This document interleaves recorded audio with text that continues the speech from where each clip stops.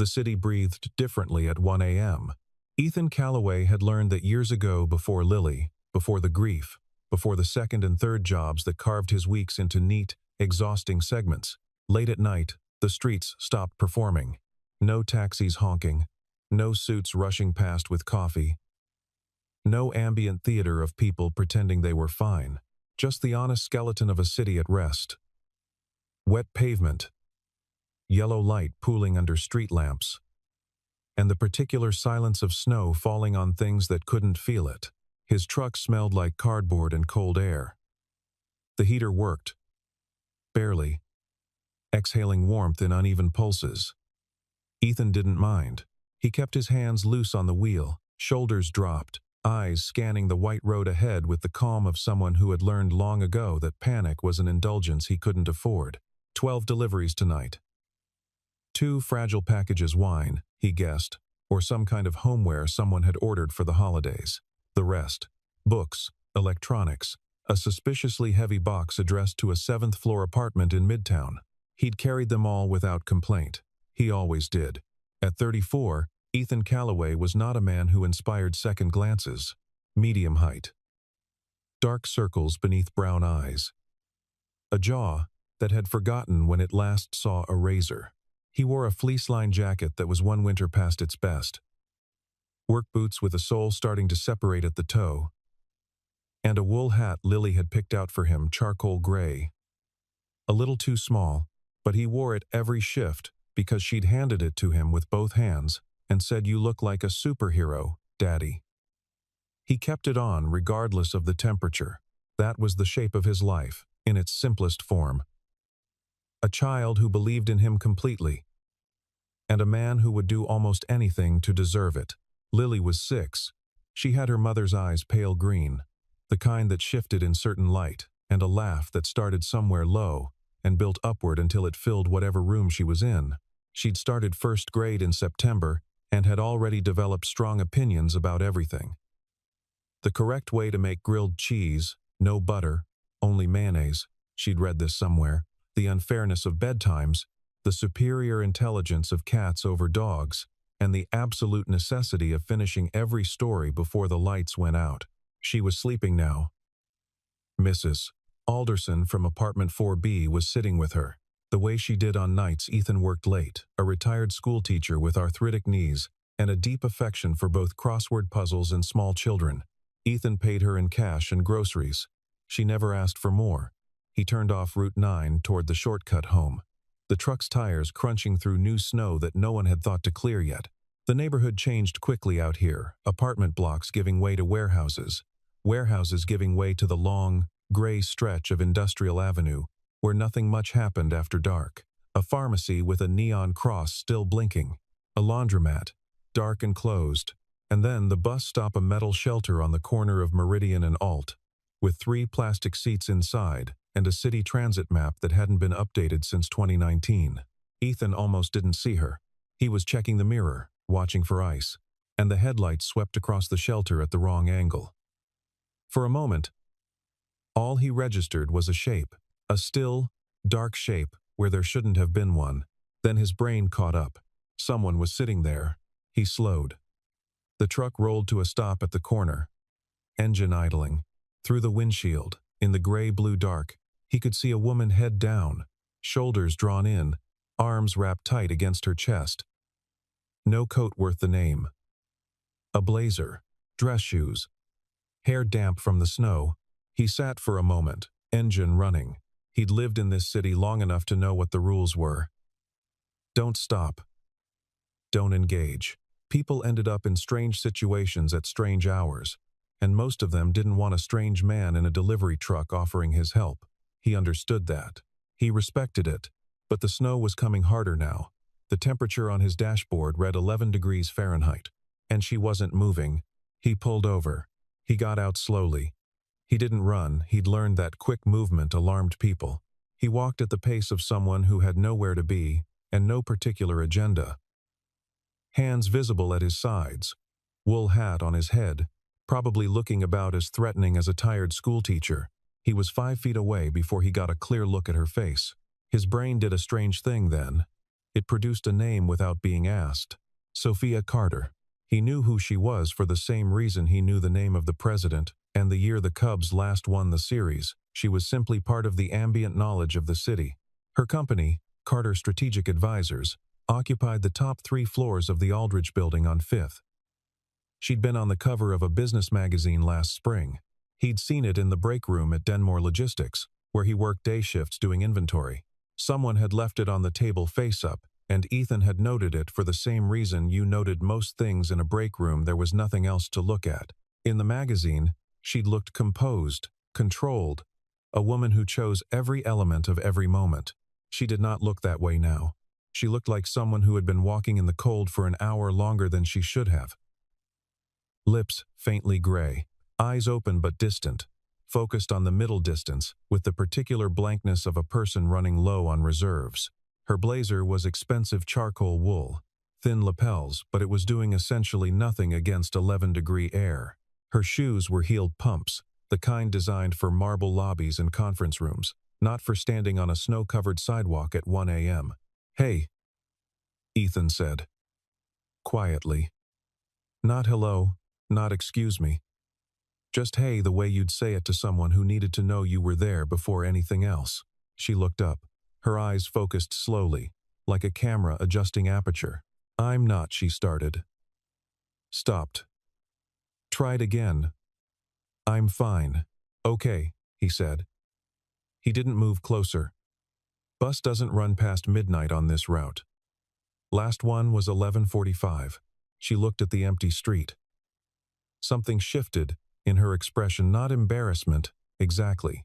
More like the specific exhaustion of someone who has just been presented with a fact they had been trying not to accept. "I know," she said. "Do you have a phone?" She pulled it from her blazer pocket.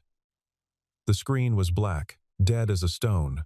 Ethan reached into his jacket and pulled out his own, a cracked screen model 2 generations old.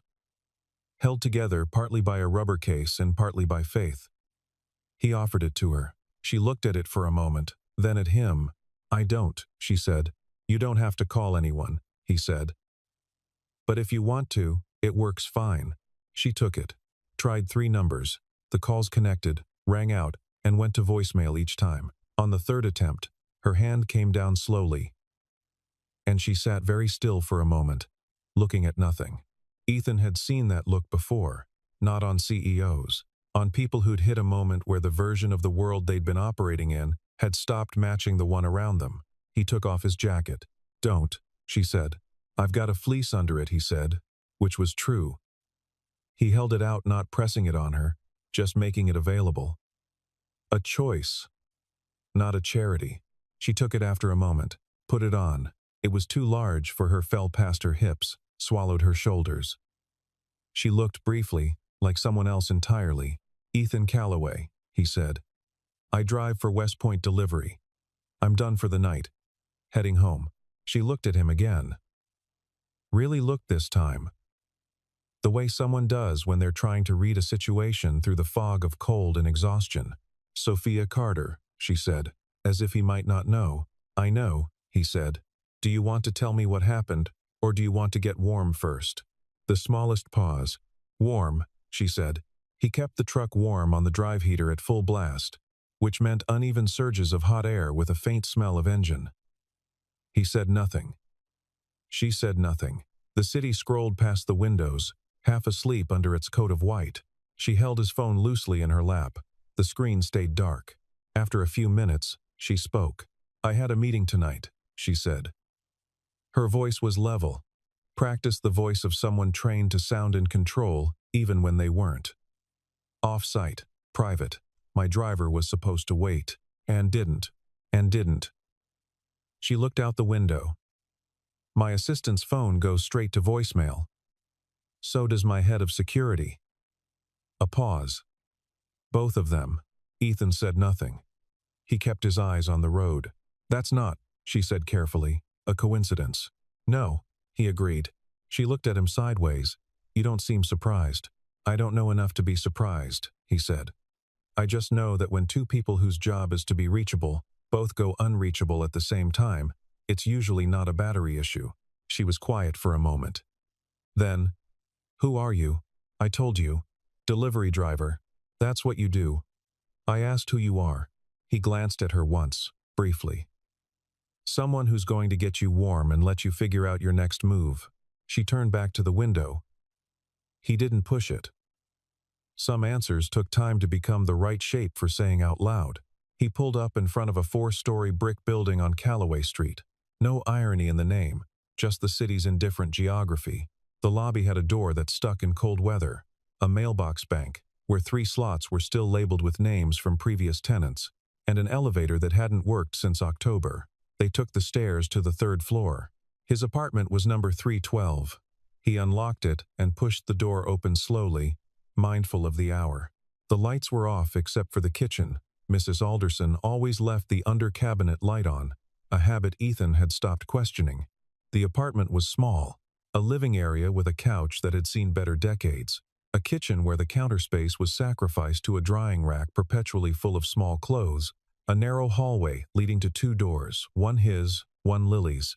The walls had drawings tacked up in irregular arrangements, crayon landscapes, portraits of cats, one ambitious attempt at a horse that had become something more abstract. A bookshelf ran the length of one wall, doubled stacked with picture books and paperbacks.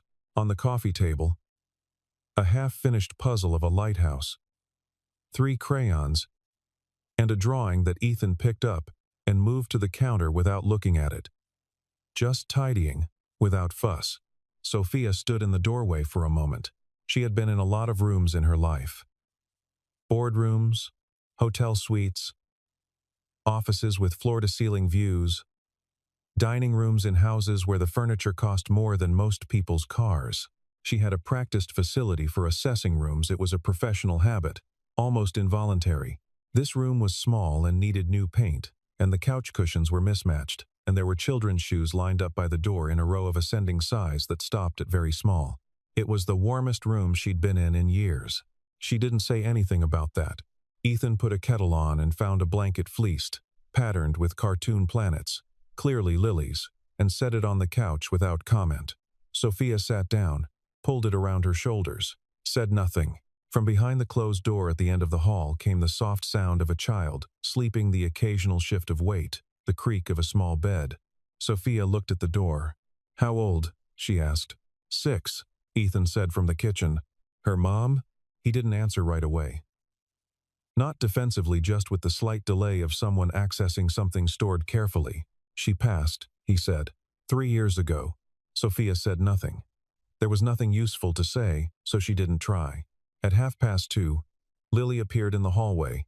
She had her father's careful way of moving quiet feet, taking in the situation before announcing herself. She stood in the hallway entrance in a nightgown printed with stars, hair loose, one sock half off, holding a stuffed rabbit by one ear. She looked at Sophia. Sophia looked at her. Lily tilted her head slightly. "Are you cold?" she asked. Sophia blinked. "I was," she said. "I'm better now." Lily considered this, then crossed the room, climbed onto the couch beside Sophia without invitation, and pressed herself matter-of-factly against her side. "I do this with Daddy when he's tired," she explained. Body heat. Ethan appeared in the kitchen doorway. Took in the scene. Something crossed his face. Amusement, maybe, or tenderness, or both in the ratio that parents carry most of the time. "Lily, it's 2:30. "I know," Lily said, not moving. He didn't push it. Brought 2 mugs of tea, set them on the table, and sat in the chair across. The 3 of them were quiet for a moment, in the under-cabinet kitchen light. "You work at the big building," Lily told Sophia. It wasn't a question. Sophia glanced at Ethan. "She's seen the news," he said simply. "I do," Sophia said. "Do you have a fish?" Lily asked. "I don't. We were going to get one," Lily said. "But then we decided to wait. Do you like puzzles?" "Lily," Ethan said mildly. "She's a guest," Lily said, perfectly reasonable. Sophia almost smiled. "Not quite, but almost." "I used to," she said. "I haven't done one in a long time. We have a lighthouse one," Lily said. "It's hard. Most things worth finishing are," Sophia said. Lily seemed to find this acceptable. She tucked herself more firmly against Sophia's side and was asleep again in under 2 minutes. With the uncomplicated efficiency of a child who has made a decision and executed it, Sophia sat very still. She'd stopped, being sure what to do with her hands. Ethan watched her over his mug. "She does that," he said quietly. "Decides she trusts someone and just does." "How does she know?" "I asked her once," he said. "She said, some people feel like wind and some people feel like walls." Sophia looked down at the small, sleeping shape against her. "Which are you?" she asked. He took a moment. "She says I'm a window." "What does that mean?" "I asked her," he said. "She said it means you can see through me, but I don't let the cold in." He lifted a shoulder. I chose to take it as a compliment. Sophia was quiet for a moment. Then, carefully, "I need to think through what happened tonight." "I know." He stood, moved to carry Lily back to her room. She barely stirred, and came back. Sat down again. "Tell me from the beginning." She did. Sophia was precise under pressure. Ethan recognized that it was the quality people developed when panic became a luxury they'd stopped allowing themselves. She laid it out without embellishment. The call from a board member requesting an emergency off-site meeting, an address in a part of the city she hadn't been to before, a conference room in a building she didn't recognize. The meeting itself conducted mostly without her full understanding of what was being decided. Then, the corridor empty when she came out. The car gone. Her phone at 9%. Then 6. Then nothing. "The building," Ethan said. "What was it called?" "Verity Partners," she said. "Or, that's what the sign on the door said." He pulled up his cracked screen phone, searched the name. Nothing in the business registry. No address match.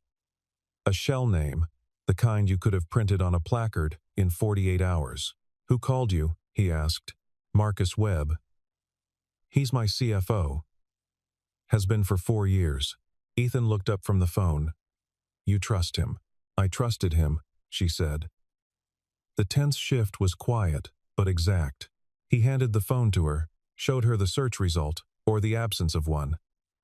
She looked at it for a long moment.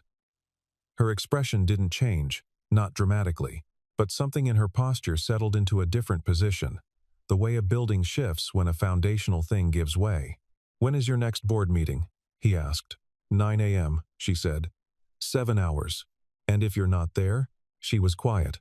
"What happens if you simply don't show?" he pressed, not unkindly. "There's a clause," she said slowly. "Emergency succession. If the CEO is incapacitated or absent from a scheduled board session without prior notice." She stopped. Started again. "The board can initiate a temporary leadership transfer with a simple majority."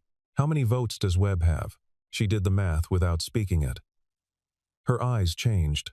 "Enough," she said. Ethan set the phone on the table between them. Let her look at the facts from a slight distance, the way you angled a painting to see it properly. "They didn't need you to disappear forever," he said. "They just needed you gone for one meeting." She looked at him, then really looked, the way she'd started to do in the truck, like she was recalibrating something. "You're not a delivery driver," she said. "Tonight I am," he said. Before tonight, he was quiet for a moment. "Systems engineer. Infrastructure and security. 7 years at Halbrook Industries, then 2 at a tech firm called Meridian Systems." He paused. "I left that world 3 years ago. It didn't fit anymore." She waited. "When Claire died," he said, "I needed to be home. To be the person Lily came home to. The hours didn't work. So I found hours that did." He said it simply, without the performance of sacrifice. Sophia looked at the wall of children's drawings, at the puzzle on the table, at the careful, deliberate smallness of this room, built entirely around a child's comfort. "That company," she said slowly. "Meridian Systems. Who was their client?" Ethan looked at her. "Carter Strategic Advisors," he said. They moved to the kitchen table. Sophia's memory was extraordinary, she recalled. Account numbers, system names, meeting dates with the kind of precision that came from spending years never being able to afford a lapse. Ethan listened, asked clean questions, and built a picture on the back of an envelope because the paper was there and the habit was old. 12 minutes in, he stopped writing. There was a security breach, he said, at Carter Strategic, about 3 years ago. She nodded slowly. We patched it. Our security team identified the vulnerability. And your security team didn't identify it, he said. I did. Silence. He wasn't looking at her. He was looking at the envelope, at the web of names and dates he'd drawn in pencil. Meridian Systems sent a contractor to your infrastructure team in the spring of that year, 6-week engagement. The contractor flagged a critical input handling vulnerability in your client data portal, wrote a 40-page incident report, recommended a full protocol overhaul. He set the pencil down. Your head of IT at the time, Thomas Garrity, presented it to the board as his team's work. The contractor's name appeared nowhere. Sophia was very still. And the contractor, she said, wasn't retained, Ethan said. Contract ended. Meridian Systems dissolved the engagement. I didn't fight it. Claire was sick by then. I had other things to think about. He said it without bitterness. That was what she noticed first, the complete, almost architectural absence of bitterness. As if he'd processed the injustice and then set it somewhere tidy, somewhere it didn't interfere with the daily work of living. I didn't know, she said. I know you didn't. He met her eyes. I'm not telling you for an apology. I'm telling you because it matters to what happens in the next 7 hours. He tapped the envelope. Webb knows that story, or enough of it. He knows your company had a vulnerability that was fixed by someone outside your official structure. And he's been using that as leverage quietly, I think, to keep Garrity loyal. And Garrity has access to your server logs, your calendar, your communication architecture. She understood it now.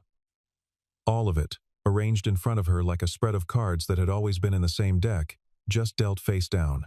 He's been planning this for months, she said. Probably longer. And he used tonight because... She traced through it. Because I had an off-site meeting on my calendar. Plausible that I'd be unreachable. Plausible that there was a logistics failure. Just plausible enough that by the time anyone asked questions, the board vote would already be done. And you'd be in the position of fighting a decision that had already been ratified, Ethan said. Uphill. On their timeline. She pressed her fingers to her temples. Not dramatically, just the physical reflex of organizing a large amount of information in a short amount of time. What do you need? She asked. He looked at her. I need access to your board meeting communications from the last 90 days, he said. And I need someone inside that building who's still on your side. My general counsel, she said immediately. Diane Forsyth. She's not warm, but she's not Webb's. She paused. And she picks up her phone. He slid the cracked screen phone across the table. Then let's start there. Diane Forsyth picked up on the second ring. She asked 3 questions, got 3 answers, and said, I'll be at the office by 6. Don't come through the front. That was it. No dramatics, no reassurance, no wasted words. Ethan approved. He and Sophia worked until 4:30 at the kitchen table. She had memorized dates, figures, and correspondences with the precision of someone who had always known, perhaps subconsciously, that trust was a currency with an expiration date. He organized, cross-referenced, constructed a timeline on 3 sheets of lined paper. He worked with the quiet efficiency of someone who had spent years building systems designed to find exactly this kind of fault. At some point she said, You should sleep. I'm fine. You worked a full shift tonight. So did you. He didn't look up from the papers. Different kind. She watched him for a moment. The lamp on the table made the room close and amber. Outside, the snow had stopped. The street was perfectly quiet. Why are you helping me? She asked. He considered the question with the same care he gave everything. Because you needed help, he said. And I was there. That's not enough of a reason. He looked up then. It is for me. She held his gaze for a moment, then looked away, back at the papers. The people who should have been there weren't, she said. That happens, he said. To everyone, eventually. The people you built your systems around turn out to have been building different systems the whole time. She was quiet. Then, carefully, does that make you afraid of building them again? He thought about Lily, asleep in the next room. About Mrs. Alderson with her crossword puzzles. About the specific, modest warmth of a life, assembled from small, trustworthy pieces. No, he said. It makes me more careful about what I build them out of. At 5 a.m., Lily appeared again in the hallway. She looked at the papers on the table, at the two adults, who were both clearly not going to bed, and made a quick decision. Can I have cereal? She asked. Yes, Ethan said. She got herself a bowl and a spoon and sat at the counter without requiring anything from either of them. She ate her cereal. She watched her father work. She looked at Sophia once and gave her a small, solemn nod. The nod of someone who had assessed the situation and found it acceptable. Sophia nodded back. At 5:40, Ethan stacked the papers neatly and looked at her. Ready? He said. No, she said honestly. But yes, Diane Forsyth was waiting in the loading dock entrance at the back of the Aldridge building, a tall woman in her 50s. Gray-streaked hair pulled back, overcoat over what appeared to be her overnight clothes. She looked at Sophia, then at Ethan, and said nothing about either. I've been in the building since 5:30, she said. Webb's assistant sent a calendar update at midnight pushing the start of the session to 8:45. Whoever scheduled that didn't want anyone to have time to react. What's the current attendee list? Sophia asked. Diane handed her a printed page. Sophia scanned it. Ethan watched her face. 7 of 9, she said. Webb's block. That's what I counted, Diane said. Arthur Reyes? Not on the list. He wasn't informed of the revised time. Sophia looked at Ethan. Arthur Reyes. She'd mentioned him during their kitchen table session. Board member from the founding days, old enough to have been colleagues with her father, the kind of institutional weight that meant something in a room. Can you reach him? Ethan asked. I already did, Diane said. He'll be here at 8:30. She led them through the service corridor, past stacked equipment and the institutional smell of cleaning product and old carpeting. Ethan had been in this building before, not the upper floors, but the infrastructure level, during the Meridian Systems engagement. He remembered the layout without trying to.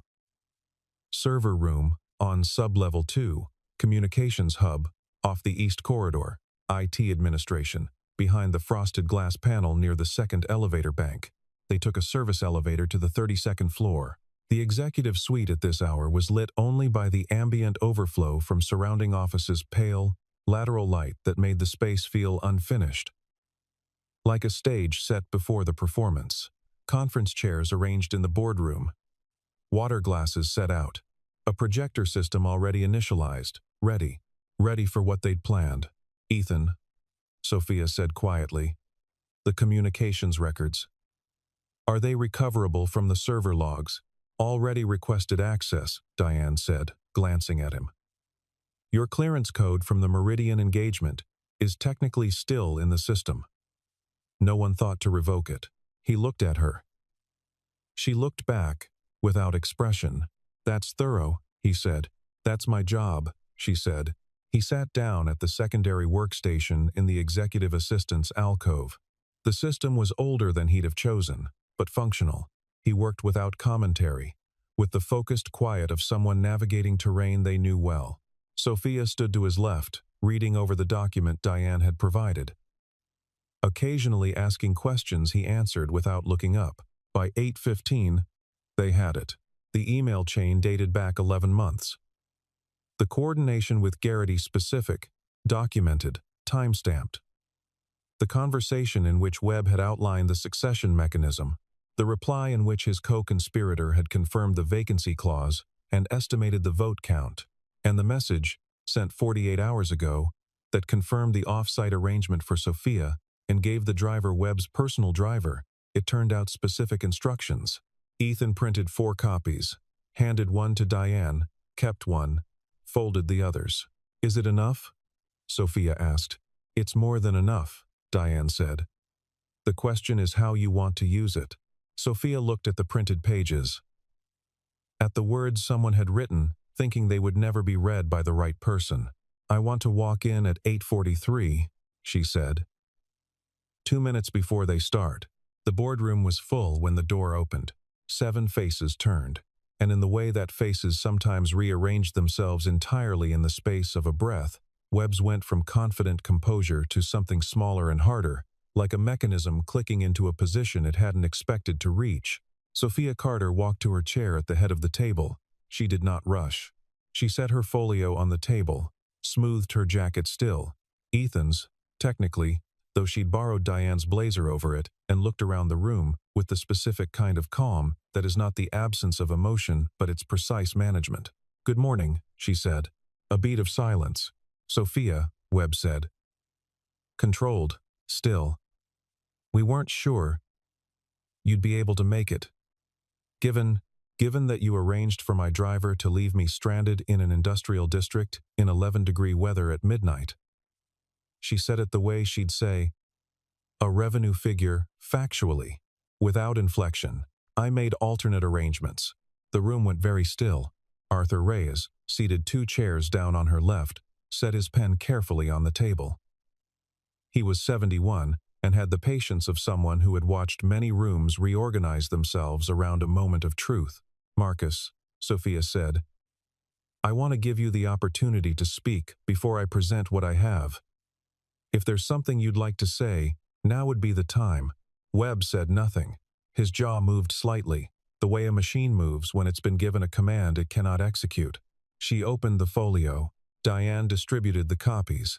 Ethan stood near the door, not in the room exactly, more at the threshold, the way someone stands when they know their role is already complete. He watched the documents pass from hand to hand around the table. He watched faces, read them.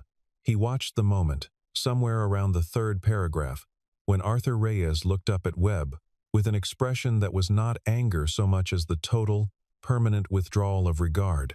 This is fraudulent, Webb said, finally. His voice had lost some of its grain. The server logs aren't, Diane said. The timestamps aren't. The email headers aren't.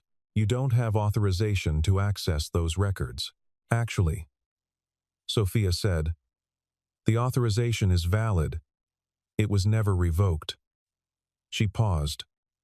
An oversight, I'm sure. She let that sit for a moment. Then she looked at him directly, not with anger. Because anger was a tool, and she'd chosen something else. Marcus, she said. You're going to submit your resignation to Diane before you leave this room. So is Thomas Garrity. The legal process will be handled professionally, through proper channels, with every courtesy you're entitled to. She folded her hands on the table. Because that's how I do things. Not because you've earned it. The room was completely quiet.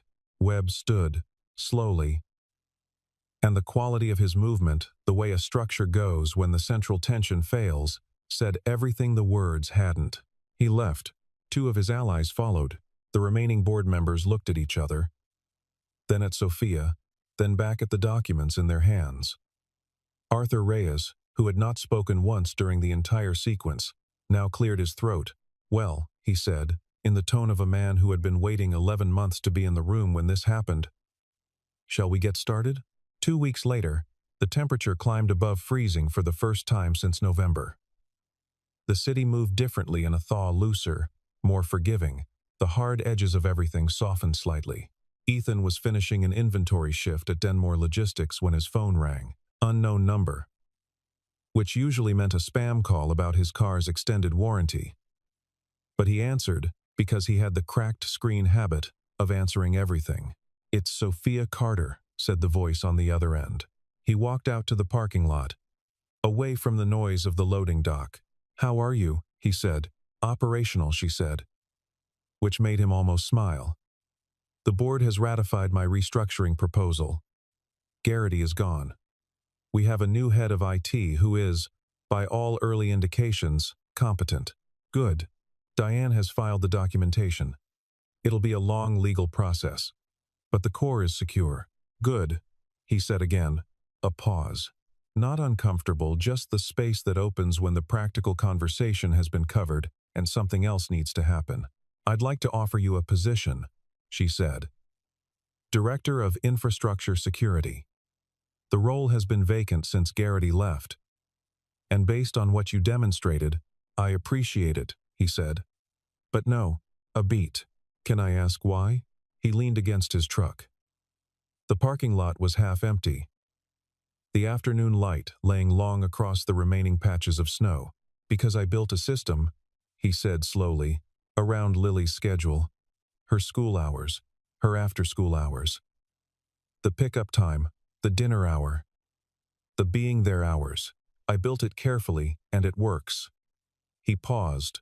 "A director role at a firm like yours doesn't fit inside that system. Not without breaking something." "I see," she said. "I don't say that as a criticism." "I know," she said. "I'm thinking." A longer pause, this time the pause of someone who actually thought before speaking, which he'd noticed as a consistent quality. What if the role had different parameters? What if the hours were genuinely flexible, not the standard language of flexible that means call me whenever, but actually built around your schedule? "Jobs don't actually work that way.